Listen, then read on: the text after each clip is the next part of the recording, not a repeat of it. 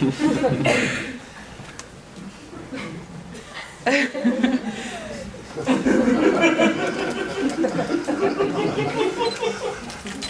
right, you guys.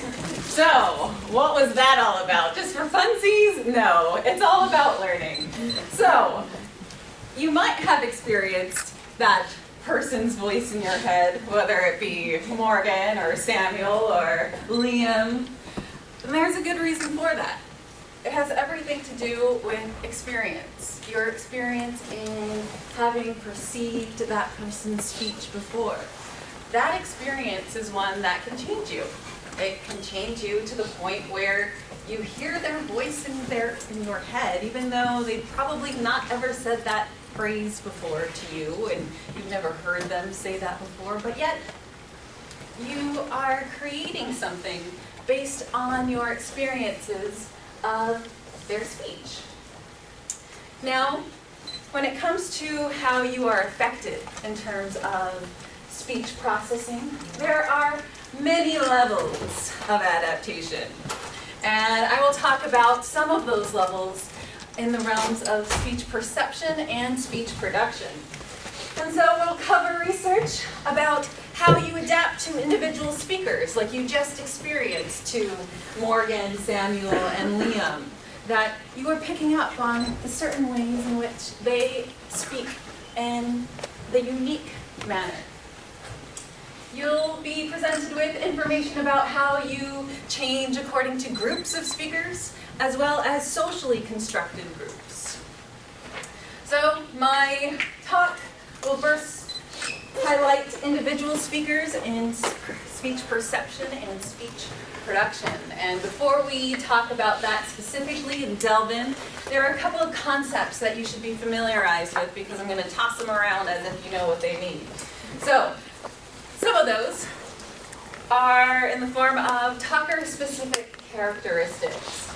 These are those memories that you have of the way a particular person speaks.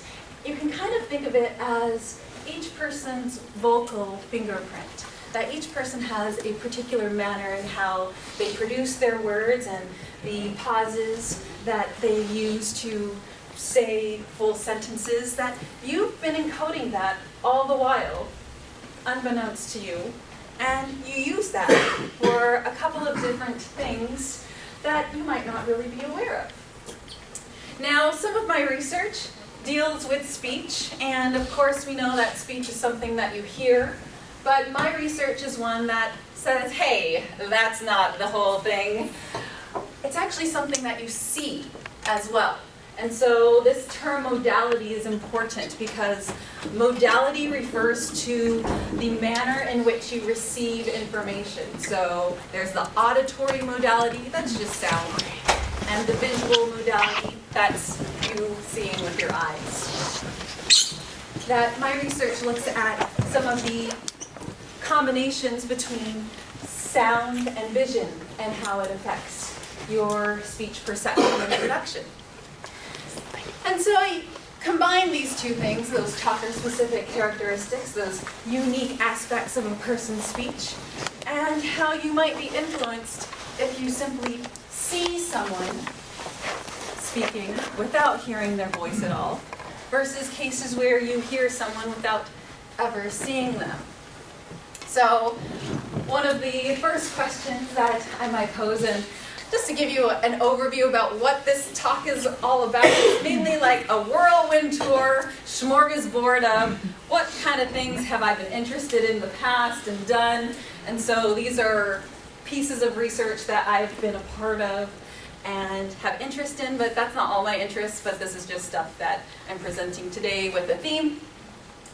So, can talker-specific information be used cross-modality? What does that mean? It means essentially that if you experience someone in their speech, whether it be just visual information, are you actually learning how they speak without ever hearing them? If so, if we put you in some strange situation where you're then asked to listen to speech, are you going to be benefited from that experience?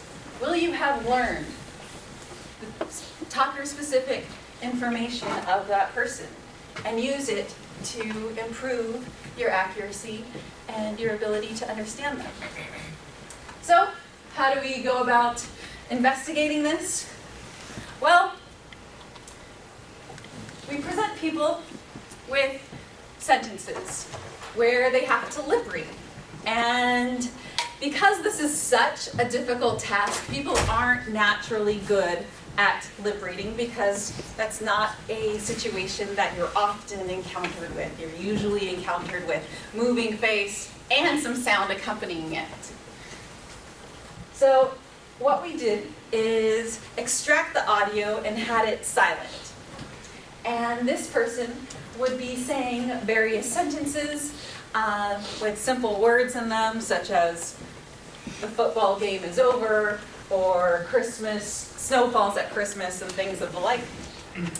And you would be spending perhaps an hour just simply looking at this person's face and trying to identify what they say. And so to understand that, to make sure that you actually understood what they said, you say out loud what you think they said, so that we get some accuracy rate. Now, the people in this experiment, they were all pre-screened to make sure that they can actually do this with some proficiency, because we're going to make them sit and stare at somebody's moving face for about an hour. And so if you're not very good at this task, you're not going to be really engaged in it. And so we had made sure that the people that we selected were able to do this. And again, they never heard this person's voice. And they were told that they were in an experiment, but they never were told about the components of it. So we just said, here's this task, do it. And so lip read. Okay. Then after that, we say, good job. That was actually only the first part. We then say, now we're going to do a little bit of something different. Instead of lip reading from someone, we're going to just happen to have you listen to speech. And we never tell them that you should expect to hear the person's voice whose face you saw earlier. We just say, do this other thing, because of some random reason that we make up. And so one of the talkers that they could get would be either the same talker or a different talker, but they have no idea whose voice they're actually listening to. And they are not arguably anticipating to hear the same person. What we find is that in this speech and noise task, so they're actually listening to these people's voices in adverse conditions, so like a staticky-like sound, and trying to hear as best they can what words are being said in these sentences. It's a very difficult task. People actually don't do very well.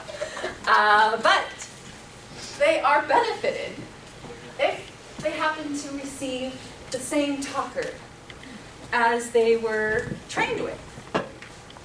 What this means is that you are actually learning talker-specific information from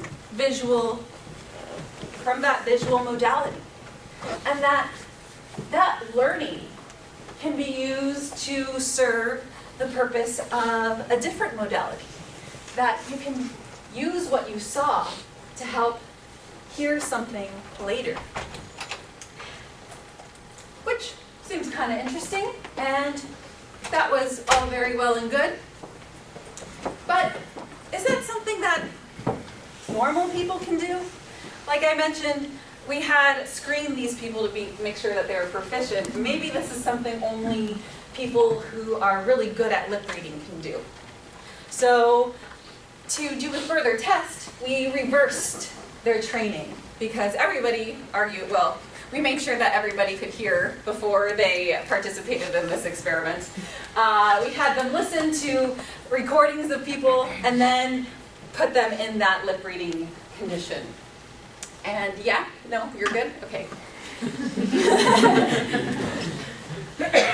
And so we didn't screen anyone. We just were checking to see, is this something that everybody can do? And another thing that we identified was, you know those words that we used in that earlier experiment? We actually used certain sets of sentences that were good for lip reading, and we didn't really monitor or control what words were actually presented and whether they had seen some of these words before. Because it might be the case that if they heard someone say the word, I make peanut butter sandwiches or something like that, that if they experience any of those words again later, that could be a little bit of a confound, because it might not be that they are learning that person's voice so much as learning that word. And so we did a further test and monitored what words they were presented with.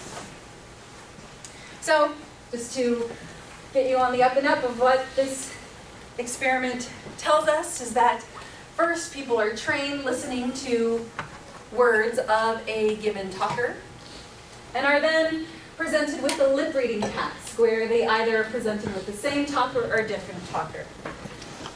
And in line with the earlier results, again, if you have the same talker from your exposure phase, you do better, indicating that indeed you do really seem to be learning the unique way in which this person makes their words, and that you're learning this in one modality, in sound in this case, and then using that to help you lip read that person better. We did look at our word differences and did find that, people are learning things about the words as well. But it's not completely driven by that word component. People are actually learning that familiar talker. So as you see the bars for the familiar talker for old words up here, everybody does good on old words, but you actually do much better if you're presented with that familiar talker for those new words. Meaning that you aren't just learning something about the word, although you are learning something about the word still. But more than that, you're learning how this particular person speaks. You're learning their talker-specific characteristics. So with this set of studies, we find that hearing someone helps you understand what they say from their mouth, and that you're actually learning something about their speaking style, since you're able to use that for novel words that you've never experienced before. Any questions on any of that? That's what you meant by new words, is it novel? Yeah. Yeah. Did this research study people that were learning new languages? No. And actually, the current research that's being done here at HSU has implications for that. This research and the research of its ilk has all been done with monolingual English speakers. But the current research that we're doing in my lab has implications, but I'm not going to really talk about it because maybe you want to participate one day. And so maybe in the future I'll talk about what happened and what that's about. But yeah, that's a very good question that I'm attempting to take a stab at. Yeah. Does the research take into account, like the example that you showed, showed an older woman and a younger woman? So I would think that the voices would obviously sound like older or younger. Did the research take into account that? It didn't matter which so you weren't better with the younger speaker or the older speaker. And actually those weren't actually the speakers that we used in the experiment. They only saw the bottom half of the face when they were doing the first study, but saw the full face for the second study. But the characteristics of our speakers were more or less controlled for. Actually, those people actually weren't that older, different in their age ranges. Actually, they were both in their 20s. One was a little bit later 20s, and one was about mid-20s. And they were all from the same dialectical region as well. So both were native Californians. of the southernish area. So voices tend to be pretty similar regardless of Yeah. the speaker or not. Okay, cool. Along these lines of you learning about how someone speaks is our production studies here. Another area that I have is what is known as alignment or convergence or accommodation. It has many a name, but it all essentially means the same thing. Essentially, it's your tendency to subtly be influenced in your own speech productions based on your experience with others. So you might experience, perhaps, if someone's speaking quickly with you, you might start to speed up the rate of your own speech. You might also see similar things converging outside of speech, such as your body posture matching somebody else's. That you are sensitive to the types of information being present from someone that you're interacting with. And so we know that that's the case for sound, that if you hear someone, you're likely to start to talk like them. My research, one that tries to investigate the visual component of it and whether it has something to say as well, says, will you similarly be influenced by seeing someone's seeing someone's face and seeing them mouth out that word? Will you start to sound like them?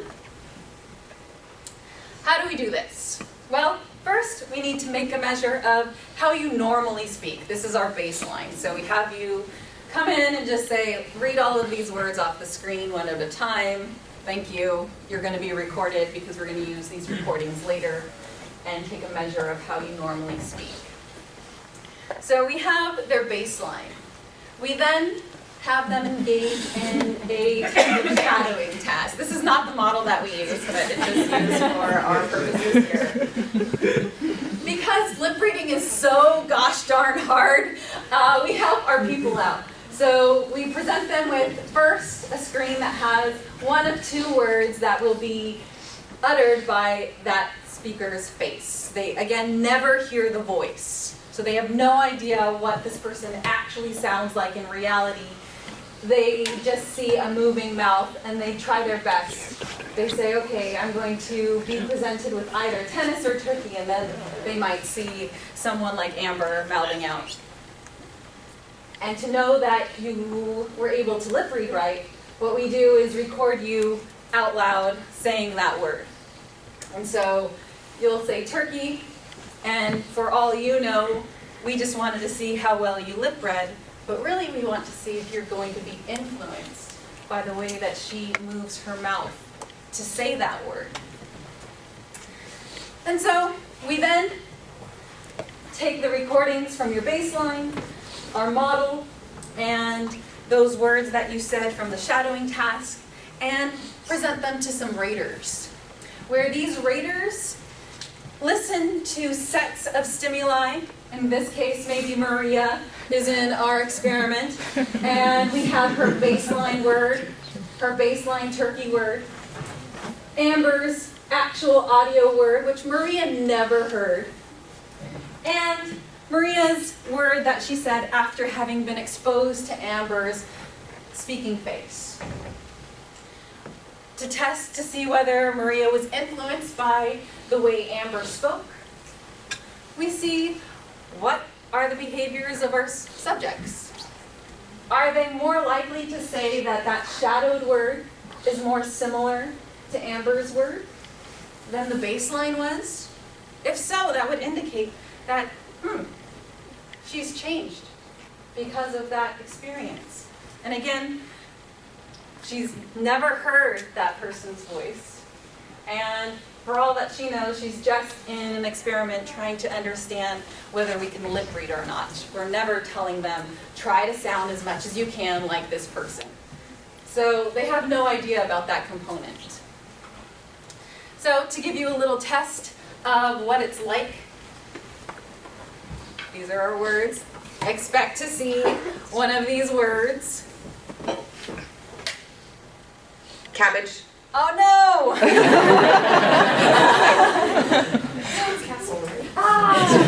Well, you kind of get the idea.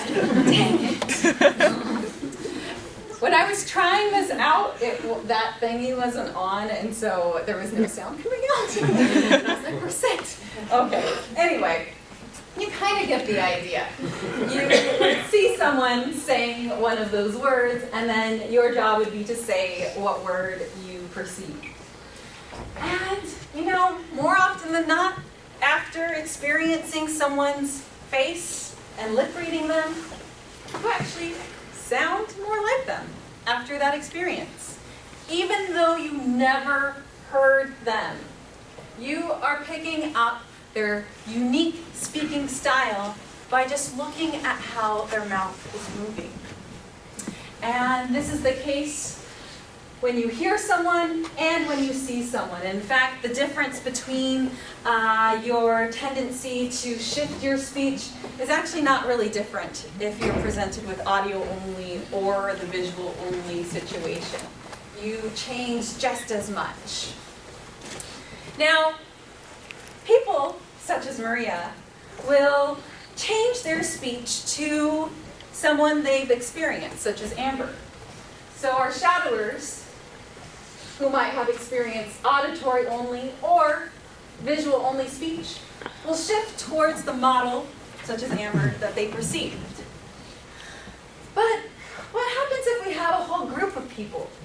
What if we have Chris Walmsley, Carrie Eigner, and Amanda Hahn all listening to Amber's speech? Will they all sound like Amber? And what if we have Maria, who lip read from Amber, Ben Graham and Sangwon Kim, who also look at Amber's speaking face? That past research suggests that all of them shift toward Amber's speaking style. But what's left to ask then is, okay, is everyone actually shifting in the same way? Or are they doing each something unique? And does the type of modality matter? So, that first question, if we all experienced Amber, in this case in the auditory modality, will Chris, Carrie, and Amanda start to sound like each other by virtue of having been exposed to Amber's speech auditorily? And likewise, will Maria, Ben, and Sangwon start also to sound like Amber because they were exposed to Amber's speaking face? So, we test that in the same type of setup where we have, in this case, here we will have Chris Walmsley's shadowed word after having experienced Amber's utterance. Then we'll have Carrie's word and somebody else who shadowed some other model, not described here. What actually ends up happening is that, you know what?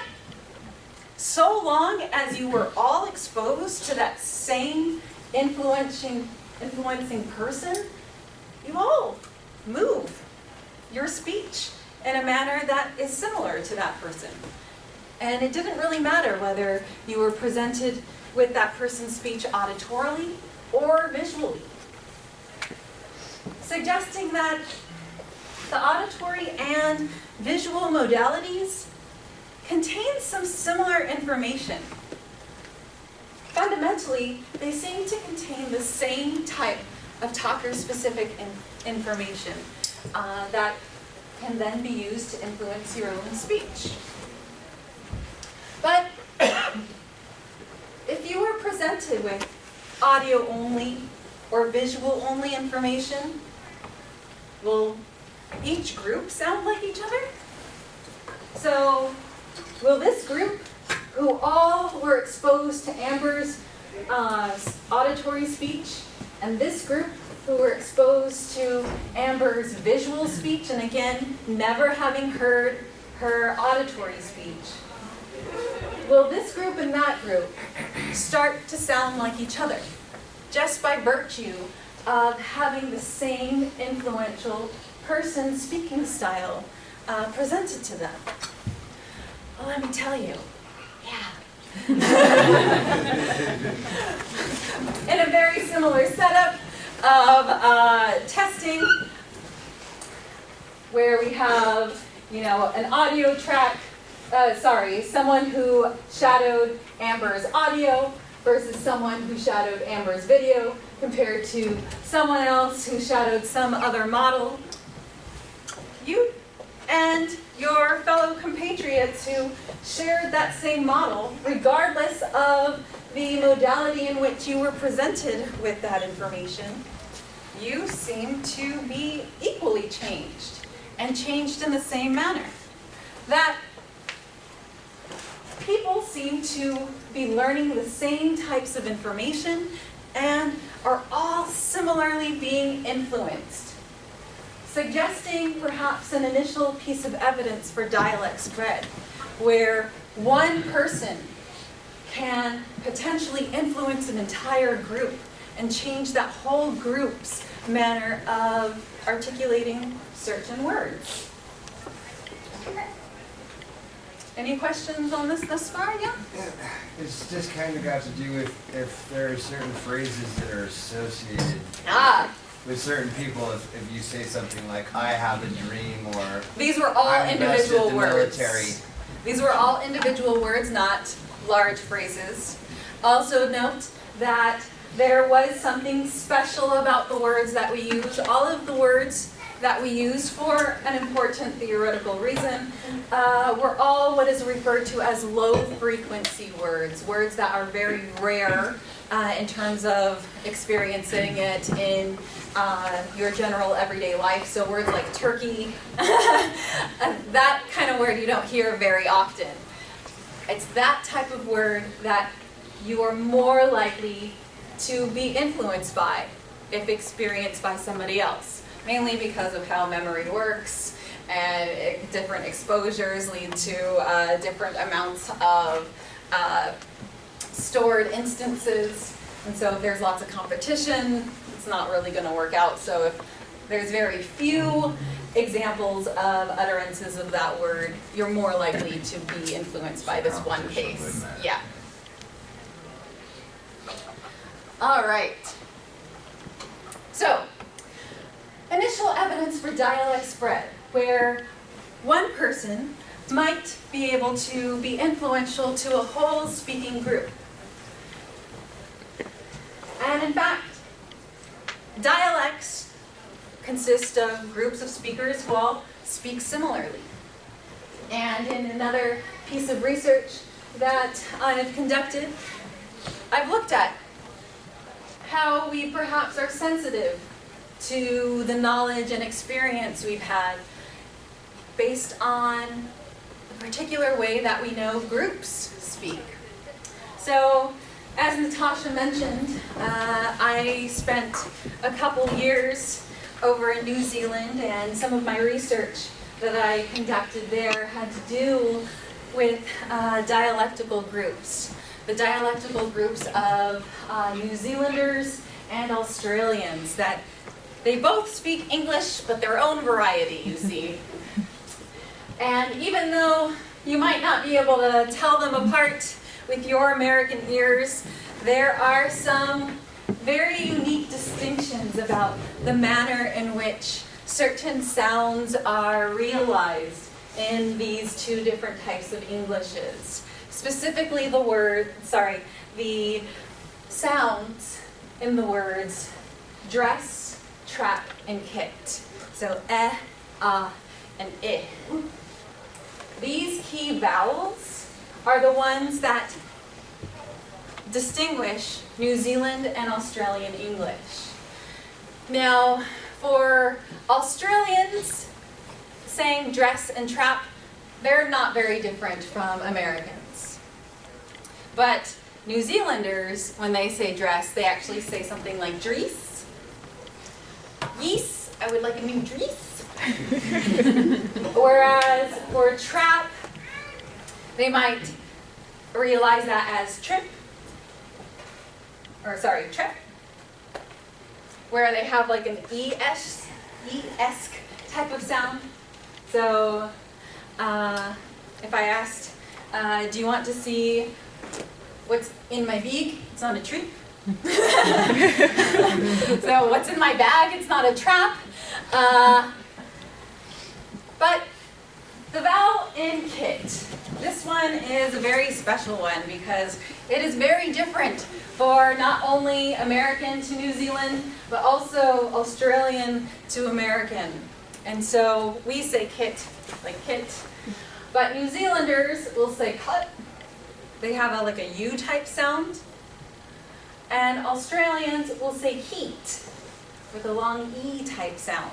This is the vowel that's in fish and chips. So a New Zealander would say fish and chops, and an Australian would say fish and chips. Now, there is a little bit of a rivalry between New Zealanders and Australians. They don't really get, well, they're okay, but the thing is, it's mainly more of a one-sided thing that New Zealanders don't like to be confused with Australians, mainly because, well, of a lot of reasons. Maybe it started with, how each nation was originating. These ones were ones that willfully fled England for their own reasons, whereas these were prisoners who were dumped on some death trap of a place where everything tries to kill you. But you see this rivalry especially emerge when it comes to international sport. And one of their favorite sports is rugby. And yeah, I'm representing All Blacks. And so you'll notice, especially if you listen to the commentators, where each commentator might be from, depending on whether they utter one of those key vowels. So our Australian would say seeks, and our New Zealander would say socks. That these key vowels are ones that, if you're a New Zealander, are experiencing over and over and over again. This affects you at the perceptual level. This affects you if you're placed into a specific context. So, what do we mean by that? Well, we like to do really sterile experiments. And so, the way we put you into a New Zealand, this is all New Zealanders who are participating in this experiment, you wouldn't have this set of behaviors because it's unlikely that you've had enough exposure to New Zealand or Australian speech for you to be affected by it. So we have New Zealanders as our subjects, and we put them in a condition where they are listening to the same synthetic speech, so everyone listens to the exact same sounds. The only difference is that half of the group has a sheet of paper that happens to say New Zealand on top of it, whereas the second group happens to have a sheet of paper that says Australia on top of it.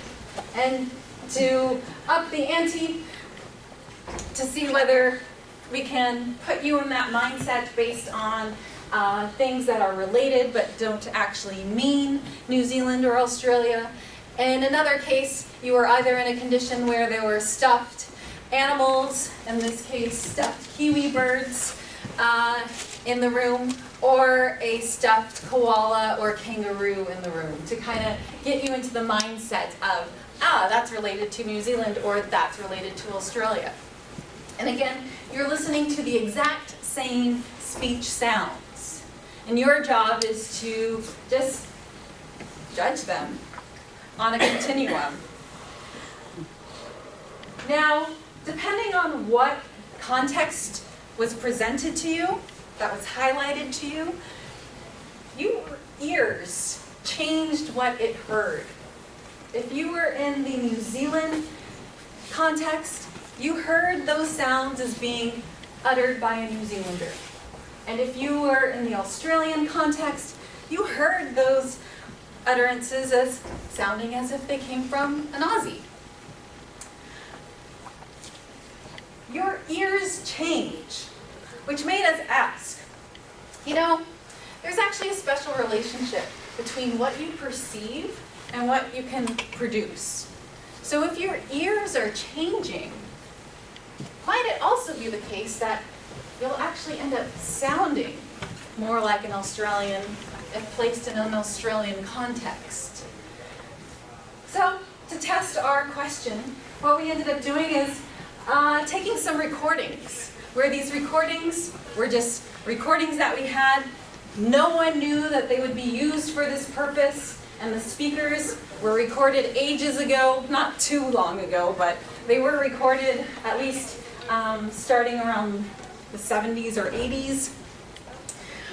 Those recordings, we have them, and then we're like, hey, let's see if we can find recordings where people talk about Australia, and see if they just happen to start making these vowel sounds sound more Australian-like.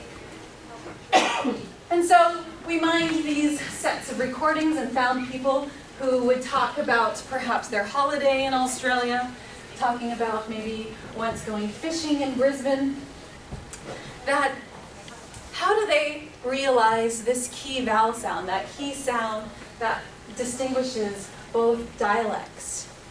Might they say fush, or are they going to say fish?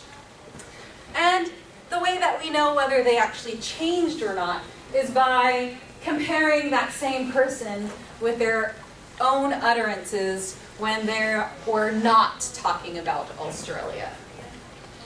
So is this going to be more fish-like than that fush over there?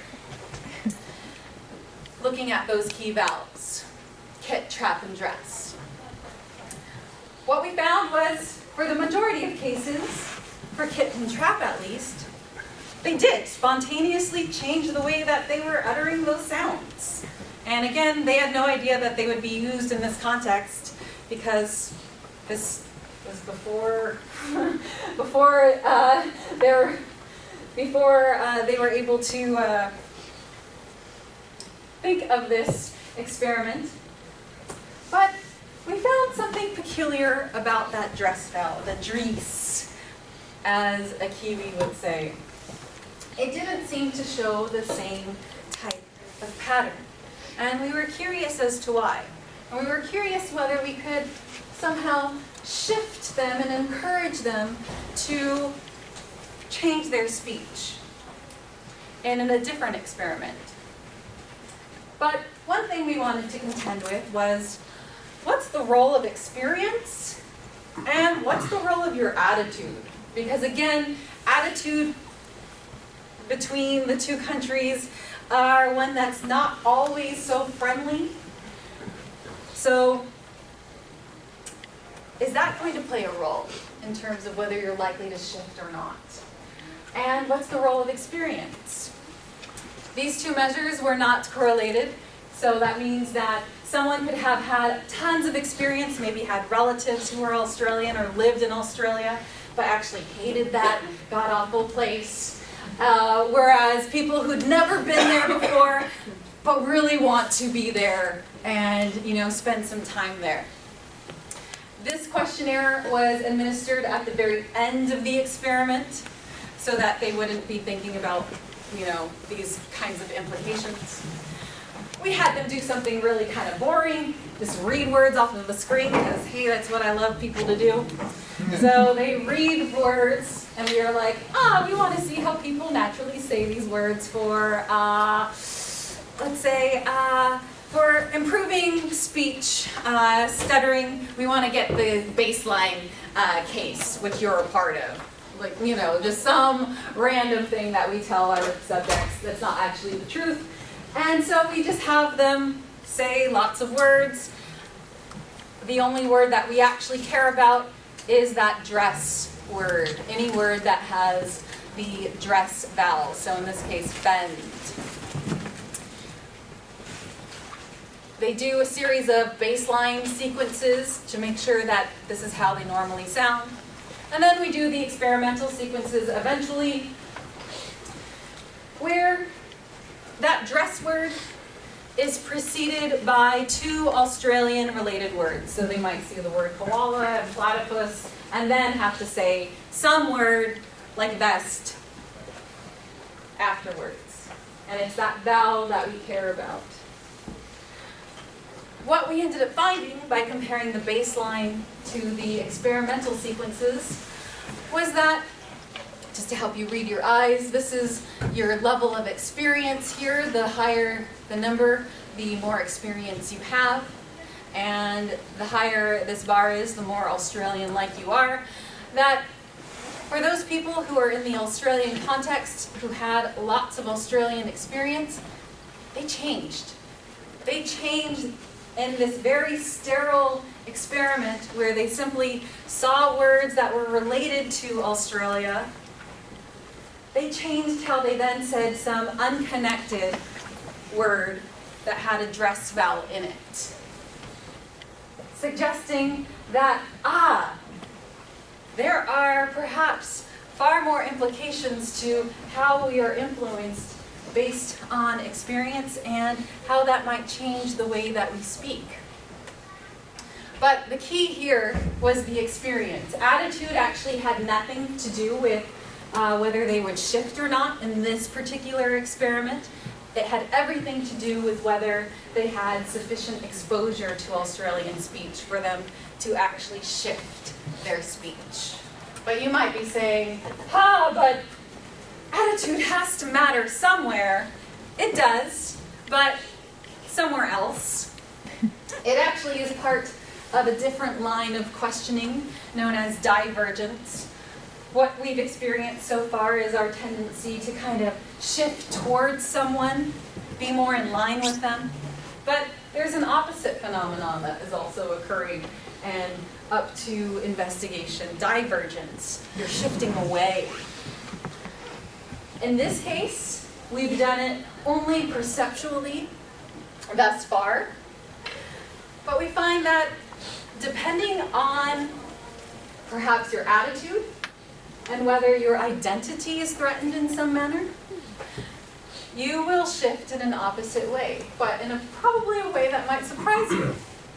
So we like to think that we would move more in line with someone who we think is good, someone who has positive attributions toward them.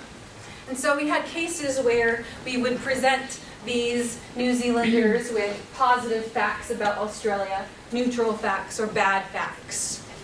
Positive facts might be things like, Australia was a very giving country for lots of refugees and all of this thing.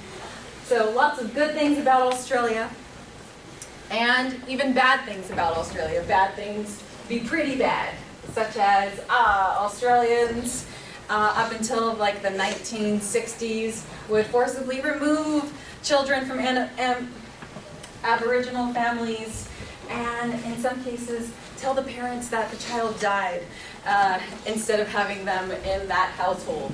So the bad facts and the good facts. And you would probably think that, I'm more likely to be more sympathetic to someone who is positive. And so you might think that you might shift more in line towards the case where good facts were presented. But actually it's the opposite.